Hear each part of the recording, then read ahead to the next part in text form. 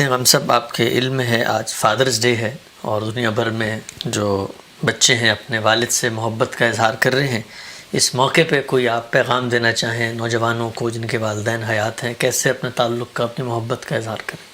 یہ پیغام تو اللہ تعالیٰ نے خود قرآن مجید میں دے دیا ہے اور اس سے زیادہ دل نواز طریقہ نہیں ہو سکتا. بہت ہی خوبصورتی کے ساتھ یہ بتایا ہے کہ یہ ماں اور یہ باپ ہی ہیں کہ جنہوں نے اپنی آغوش میں تمہیں پالا ہے، اور جب تم ناتواں تھے تو اس وقت تمہاری تربیت کی ہے، تمہاری پرداخت کی ہے. بہت بڑی ذمہ داری ہے. اس کا اندازہ وہی لوگ کر سکتے ہیں جن کے یہاں چھوٹے بچے ہوں. آپ راتوں کو جاگتے ہیں، ان کی تکلیف دور کرتے ہیں، ان کی ادائیں دیکھتے ہیں. وہ تنگ کر رہے ہوتے ہیں اور آپ کے سونے جاگنے تک کو برباد کر کے رکھ دیتے ہیں، لیکن آپ کے چہرے پر مسکراہٹ ہوتی ہے، ماتھے پر شکن نہیں آتی.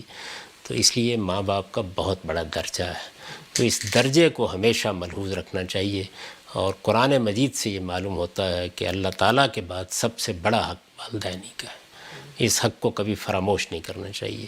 اس میں ماں کے حقوق تو عام طور پر بہت بیان کیے جاتے ہیں، اور کچھ شک نہیں ہے کہ ماں مشقت بھی زیادہ اٹھاتی ہے، لیکن باپ بھی کچھ کم نہیں کرتا. تو ہمارے ہاں باپ کے حقوق کو بھی ہمیشہ پیش نظر رکھنا چاہیے. یہ حقیقت ہے کہ باپ جو سایہ فراہم کرتا ہے، وہ جب باپ چلا جاتا ہے تو تبھی اندازہ ہوتا ہے کہ وہ کیا چیز تھی اور خدا کی کتنی بڑی رحمت تھی. ٹھیک ہے ہم سب وقت ہمارے پر ختم ہو گیا. آخری ایک بات میں پوچھنا چاہتا ہوں، آپ کو اپنے والد صاحب کی کوئی ایک بات ادا جو یاد آتی ہو؟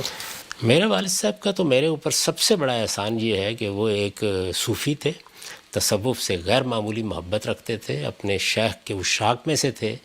میرے تصورات خیالات میں ان کے ہوتے ہوئے بڑی تبدیلی آ گئی.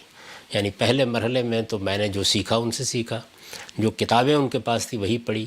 تصوف کی شاعری، تصوف کا ادب، اس سے میں بہت متاثر تھا.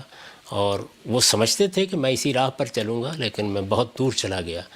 لیکن ان کی محبت میں کوئی کمی نہیں آئی، ان کی شفقت میں کوئی کمی نہیں آئی. انہوں نے کبھی میرے اوپر کسی چیز کو ٹھونسنے کی کوشش نہیں کی، بلکہ ان کی شفقتیں اور محبتیں ہی تھیں کہ جن کے زیر سایہ میں ایک لمبے عرصے تک گویا انہی کے تحت رہ کر وہ بہت سی چیزیں حاصل کرتا رہا، جن کے نتائج ان کے تصورات سے بہت مختلف تھے. بہت بہت شکریہ غالب صاحب. آپ کے وقت کا، ہماری نشست کا یہاں پر خاتمہ ہوتا ہے. انشاءاللہ اگلی نشست سے ملاقات ہوگی. بہت